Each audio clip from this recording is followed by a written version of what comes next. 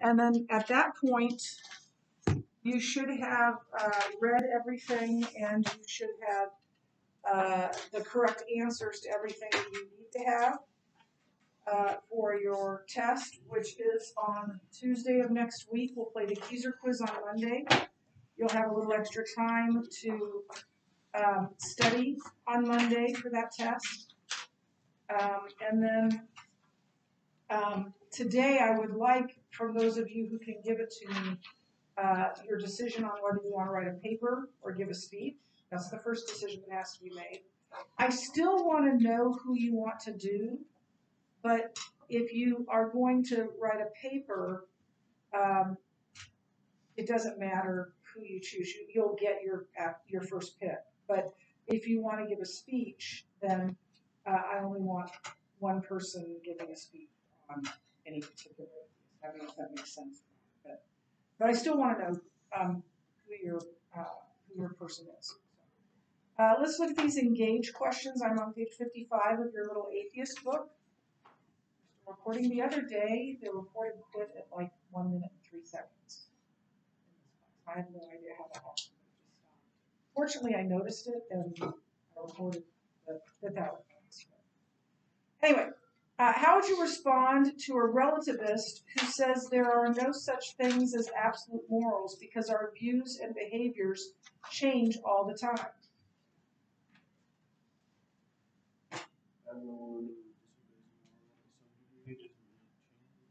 Okay, good.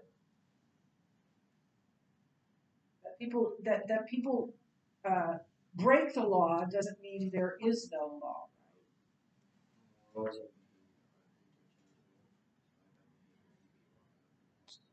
Right. So changing behaviors don't change the standard, right? Any more than speeding motorists change the speed limit. And you can say, oh, officer, I didn't know that was the speed limit. Is that going to work? No, it's not. It's not going to work at all because it's ignorance is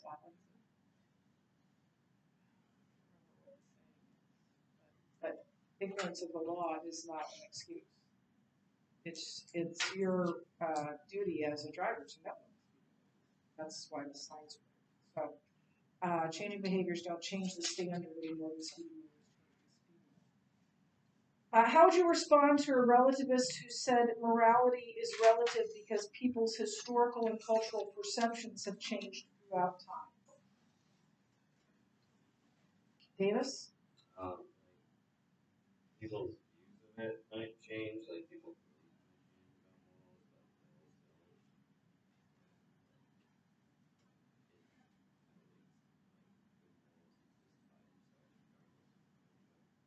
Right. Right, yeah. And there's a difference between preferences and morals, right? Morals are not preferences. Moral principles do not change. It's the perception of the moral situation that may change. The morals don't change. So, for example, slavery. Always been wrong. Always been immoral, right? Was it legal in the United States? Yes. Is it still legal in some parts of our world? That the perceptions of the people in the 17 and 1800s in the United States aren't what makes something moral or immoral. There's a bedrock morality that is separate from our perceptions. So it has always that has always been slavery has always been wrong. Now take another example when the Salem witch trials. Have you gotten there in American history? I hope so. Halfway through the year. Modern history just really doesn't get much love in American history classes because you're lucky if you get up to World War II, right? You hear anything about the 70s anymore, which we all know is the most important part of American history. It's that 1970s, not the 1770s. So the Salem witch trials, where they were trying young women as witches. They thought they were doing the right thing. Their perception of the situation was the right thing, but now we realize that, I mean, it's always wrong, right? To vilify young women for things they didn't do, right? That's always been wrong. The perception of it isn't what makes it right at all. How would you respond to a relativist who says disagreement over moral dilemmas proves morality to be relative?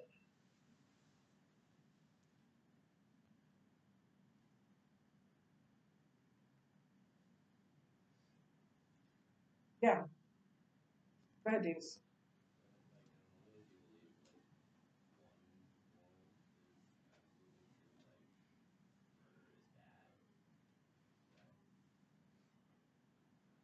That means there's absolute morals, right? Or at least an absolute moral. That's a great answer. If if there's even just one, then it exists. And might there be more, right? But here's the other side of that. Is it sometimes difficult to tell what is right? It certainly is. It certainly is. And so even if knowing what the right decision is hard, or what is right and what is wrong is hard, the moral law still exists. And we may get it wrong sometimes. We may think something like the United States did with slavery, right? Um, uh, we may get it wrong sometimes, but that doesn't deny the moral law. It just means we got it wrong. The moral law is still there. We got it wrong. In fact, the quandary of trying to figure out what's right and wrong itself implies there's such a thing as morally good and moral. Even the fact that we're just trying to figure out what's good shows that it exists. Because if there were no moral laws, then any answer to is it okay to enslave another person, or is it okay to wrongly accuse someone of something, it would be okay. In our hearts, we know it's not. How would you respond to a relativist who says that the fact that different cultures have different practices mean they have different values as well? Values absolutely right. Yeah, good. The moral value is absolute. How it's practiced is relative. So I think they probably gave you this, but in different cultures you greet people differently. In our culture, you generally shake someone's hand, right? Before COVID, you generally shook someone's hand. There's some cultures where you would put out your hand like that and they wouldn't know what to do. I think I saw a movie once where you didn't know what to do and you kind of, I don't know what movie that was, but do you remember what movie that was? There you go. Yeah, in Narnia. Um, if you go to Zambia, they meet you right away, first time. They're not gonna grab you, hug you, right? But they're gonna kind of put their hands on your shoulder and kiss on one side and kiss, and to an American, you're like, what are you know? There's no moral issue there. That's just a custom, right? And you need to learn those customs. I've told you before that I wish somebody would have told me before I went to Zambia the first time that I shouldn't eat with my left hand. Right? The custom is always, even if you're left-handed, that you eat with your right hand. I didn't know that, and I figured out. I'm like, oh my gosh, how many people upset over doing that? That's a custom. But the issue behind the greeting is that you're honoring them. Right? The way you honor them might differ from culture to culture, but a bedrock principle, a moral principle, is to honor other people, right? And that doesn't change. There's no time that it's morally right to be abusive or cruel. So that's the principle that's underneath that. Number 5, how would you respond to a relativist who says moral disagreements or differences of opinion, like abortion, prove morality to be relative? Yes, Davis. That's something that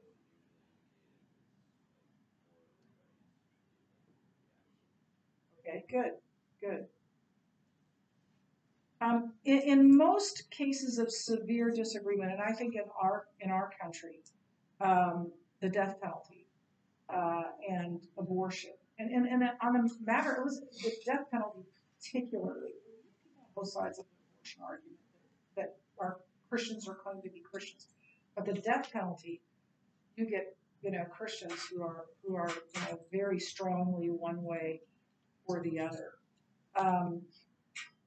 But and each side takes an absolute position, but they're still basing it on some sense of there's this bedrock morality, whether that's the side of opposing the death penalty because why would we kill people to show people that killing people is wrong, right? And that's, you can argue against that, what I just said, right?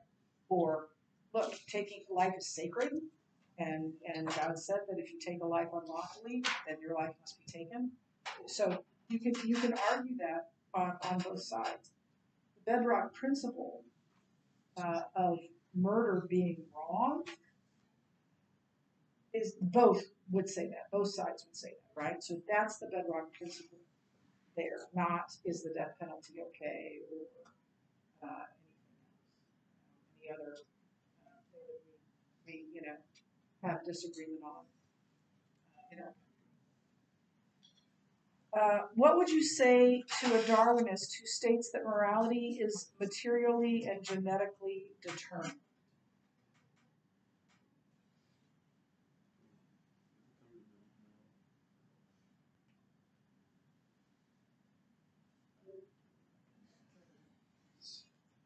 I have this sweet. I complain about not being able to read handwriting. It's not yours, Elijah, but kids' handwriting. And sometimes I look at my own handwriting and go, Somebody else?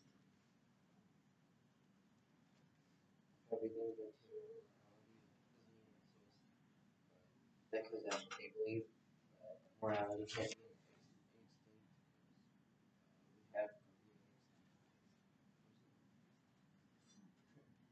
we have sometimes something else on the signal is strongest. Okay. I'm sure I understood all of that. But if it's in the book, then that's what it is.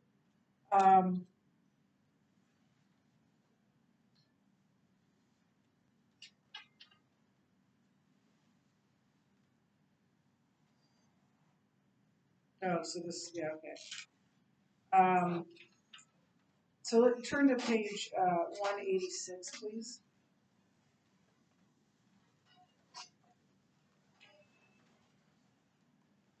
So this is talking about how Darwinists say about what Darwinists say about moral law, and it says that they tend to avoid it completely.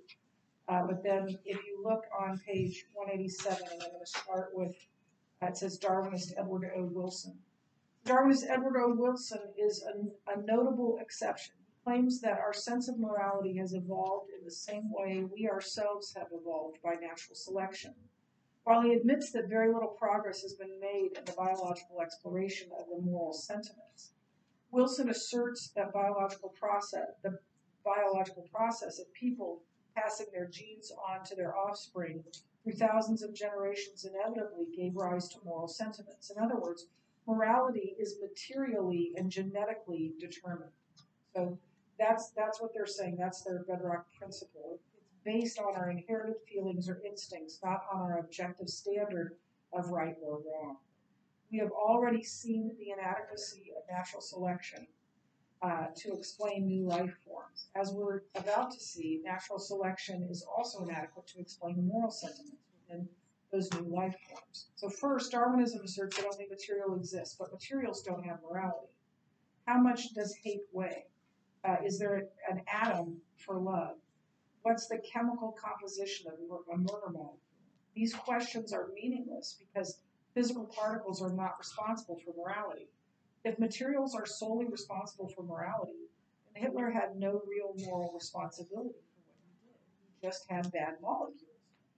This is nonsense, and everyone knows it. Human thoughts and transcendent moral laws are not material things any more than the laws of logic and mathematics are material things. Okay, so point one, I would write that sentence down if you haven't already written something like that.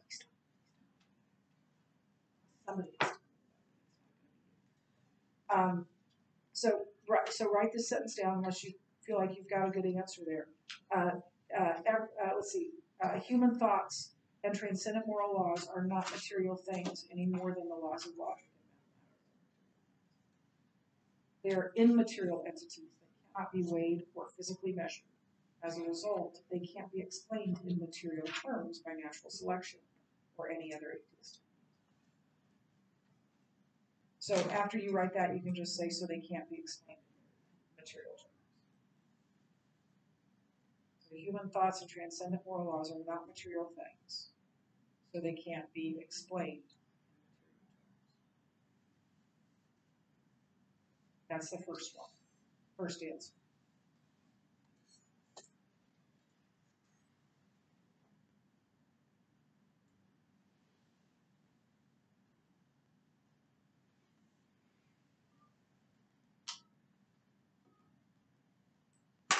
Then the second, you should be writing this down.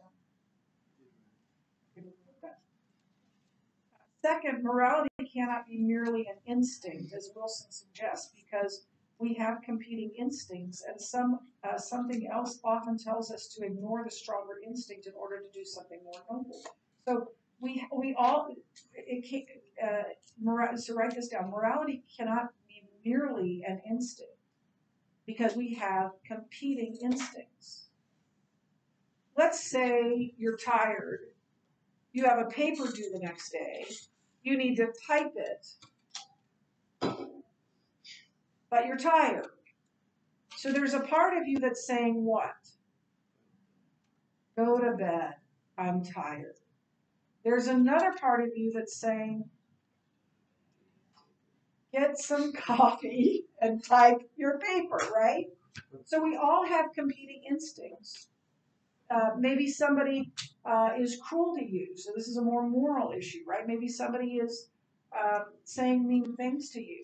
You have one instinct that says, punch him in the face or be mean back, right? And you've got another one that says, no, that's not the right thing. So we all have competing instincts. And then something often tells us to do the more noble thing.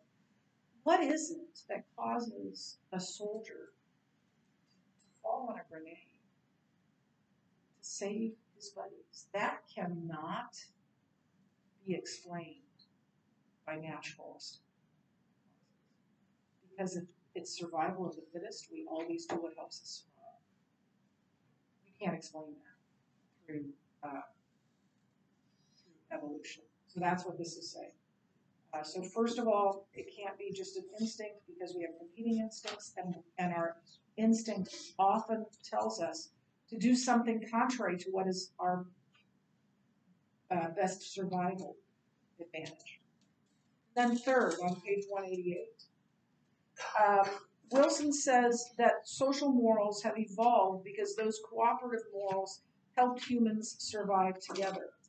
But this assumes an end, survival for evolution, when Darwinism, by definition, has no end because it is a non-intelligent process.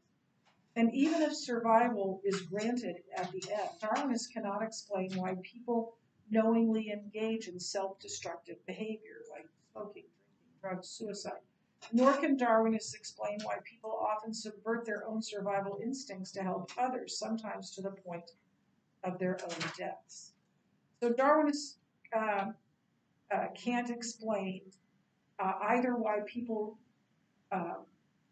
engage in self-destructive behavior or why they engage in behavior that damages their own survival. Darwin can't explain that. Evolution can't explain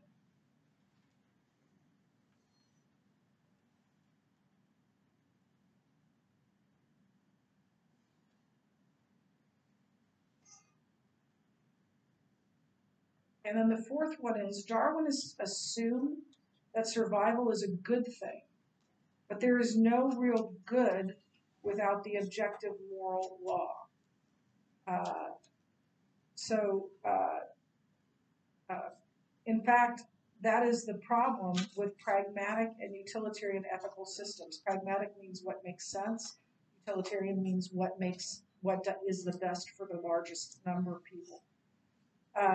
That say do what works or do whatever brings the greatest good.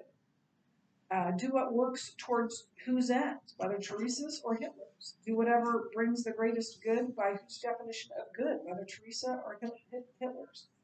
Such ethical systems must smuggle in the moral law to define the ends we should work toward and what really is the greatest good. So the fourth thing is that if we're doing what is best for our survival, we can't determine through evolution what is best. We can only determine what the good thing is with the moral law. Evolution can't do that for us. Darwinism can't do that.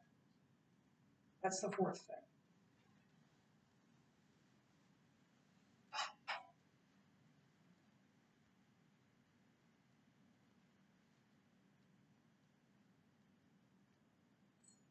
Then the fifth thing, Darwinists confuse how one comes to know the moral law with the existence of the moral law. Even if we come to know some of our moral sentiments because of genetic and or environmental factors, that doesn't mean there is no objective moral law outside ourselves. So I would write that in your book. Even if we come to know some of our moral sentiments because of genetic and or environmental factors, that doesn't mean there is no objective moral law outside ourselves.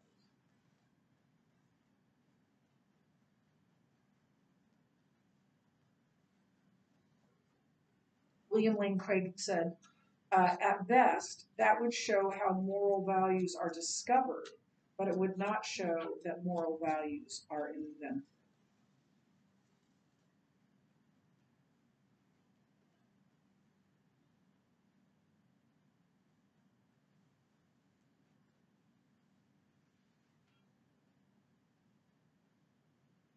And then finally on page 189, Darwinists cannot explain why anyone should obey any biologically derived moral sentiment. So Darwinists can say that this all came about by evolution, but they can't answer why should I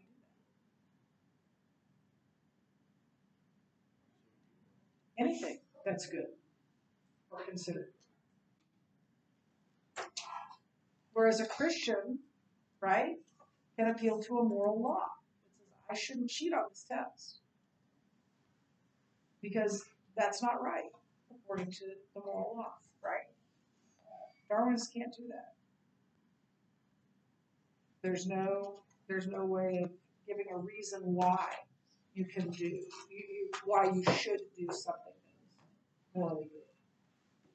Questions on any of that? Okay, you have the rest of the hour. No. I was going to talk to you about who you want. Anybody know who they want? Okay. Jake, do you want to do a speech or a written? I love it.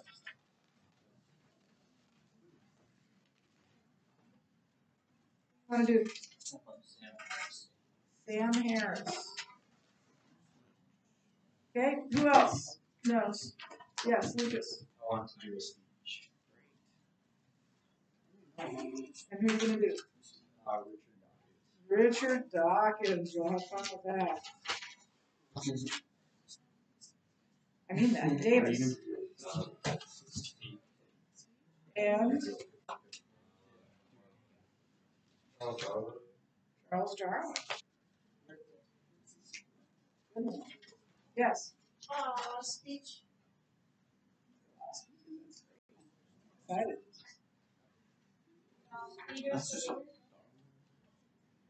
Yeah.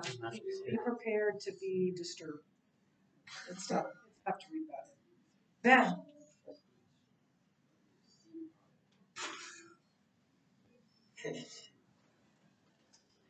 Did you have one? I wanna know if you're doing a paper, I wanna know who you're doing, but you can do anyone you want. Rose chose Woody Allen, you can do Woody Allen if you want to do Woody Allen. I think Sam Harris.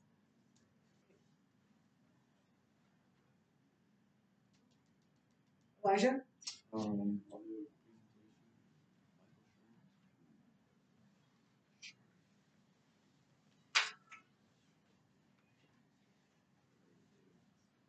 It's SHERMER, right?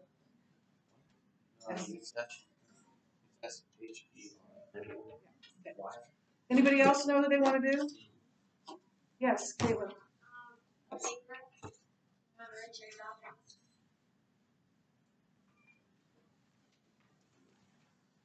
Did I see your hand up?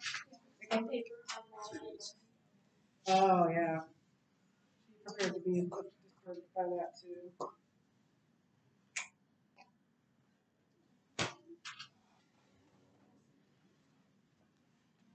Yes, Logan. On who? Ray Kurzweil?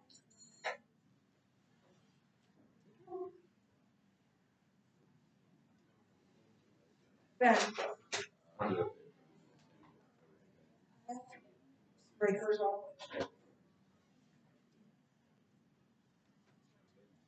Anybody else? You gave me yours? Yes. Have you read anything by him?